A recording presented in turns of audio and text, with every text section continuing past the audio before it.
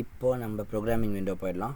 இதில் வந்து XAML அவங்க என்ன வச்சுருக்காங்கன்னு கவனிச்சிங்களா? 2 டெக்ஸ்ட் பாக்ஸும் ஒரு டெக்ஸ்ட் பிளாக்கும் வச்சுருந்தாங்க.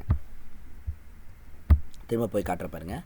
ஒரு டெக்ஸ்ட் பாக்ஸு ஸ்டாக் பேனல் இங்கே ஆரம்பிச்சு இங்கே முடியுது. அதுக்குள்ளே என்ன வருது? ஒரு டெக்ஸ்ட் பாக்ஸ் வருது, இன்னொரு டெக்ஸ்ட் பாக்ஸ் வருது, ஒரு பட்டன் வருது, அப்புறம் ஒரு டெக்ஸ்ட் பிளாக் வருது. தெரியுதா? ஸோ 2 டெக்ஸ்ட் பாக்ஸ், ஒரு பட்டன், ஒரு டெக்ஸ்ட் பிளாக். இதை வந்து நம்ம முதல்ல க்ரியேட் பண்ணிடலாம்.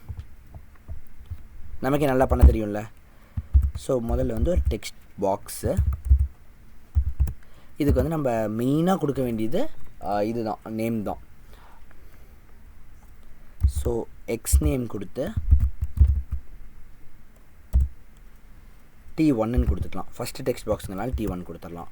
வேறு என்ன இது கொடுக்கணும்? ப்ளேஸ் ஹோல்டர் கொடுக்கணும். கரெக்டாக? ஸோ ப்ளேஸ் ஹோல்டர் டெக்ஸ்ட் வந்து ஃபர்ஸ்ட் நேம்னு போட்டலாம். சும்மா உங்களோட பேரை வாங்க போகிறோன்னு வச்சுக்கோங்களேன்.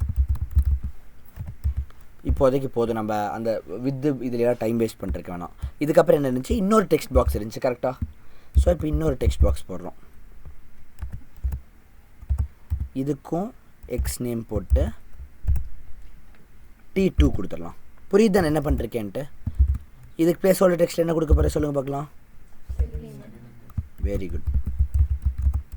இல்லைன்னா சர் நேம்னு கொடுத்துக்கலாம், லாஸ்ட் நேம்னு கொடுத்துக்கலாம், யோ விஷ். ஓகே. இப்போ இதுக்கப்புறம் ஒரு பட்டன் இருந்துச்சு, ஞாபகம் இருக்கா? இப்போ பட்டனுக்கு வந்து நேம் கூட பிரச்சனை இல்லை, நமக்கு வந்து மெயினாக கண்டென்ட் தான் பிரச்சனை. அதில் வந்து ஜாயின் த நேம்ஸ், இந்த 2 நேமையும் ஜாயின் பண்ணிட்டு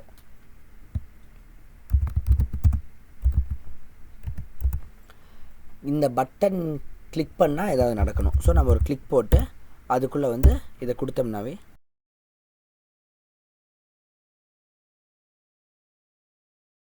ஸோ பட்டன் அண்டர்ஸ்கோர் கிளிக்னு வந்துருச்சு.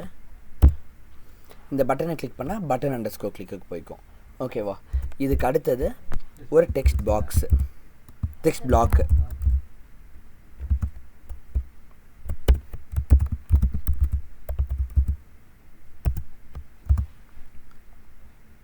இதுக்கு வந்து ஒரு XName மட்டும் கொடுத்துக்கலாம்.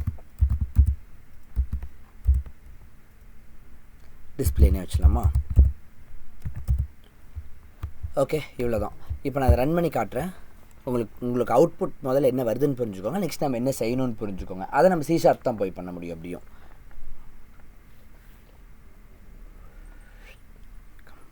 பில்டு ஃபெயிலா? DI. ஓகே. நம்ம என்ன பண்ணிட்டோம்? C# பழைய கோடெலாம் ரிமூவ் பண்ண மட்டும். முதல்ல எங்கள் கோட் எழுதி வச்சுருந்தோம்ல, ரிமூவ் பண்ணோம். இதை வந்து ரிமூவ் பண்ணுறதுக்கு இன்னொரு ஷார்ட்கட் வந்து நீங்கள் வந்து கமெண்ட் பண்ணிடலாம். இந்த மாதிரி கமெண்ட் பண்ணிட்டீங்கன்னா அந்த கோட் எக்ஸிக்யூட் ஆகாது. இது வந்து ஒரு சும்மாங்கிற மாதிரி ஆகிடும். இதை வந்து கம்ப்யூட்டர் பார்க்காது.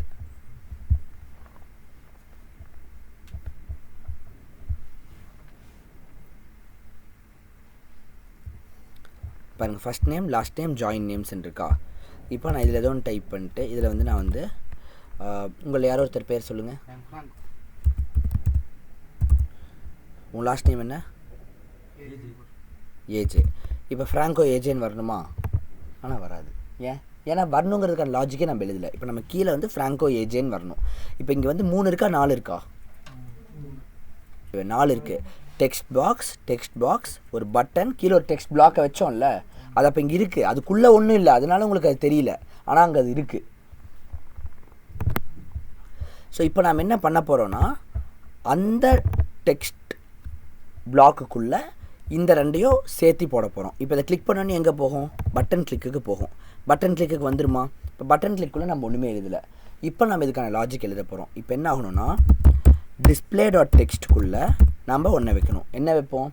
ஃபர்ஸ்ட் வந்து T1ல் இருக்கிற டெக்ஸ்ட் எடுத்து வச்சுருவோம்.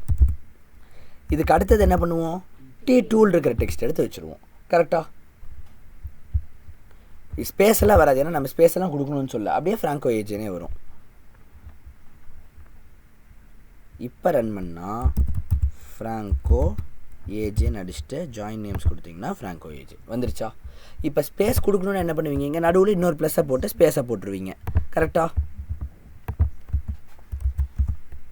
ஸ்பேஸ் போட்டு இன்னொரு ப்ளஸ் போட்டால் முடிச்சுது. கிளியராக புரியுது தானே?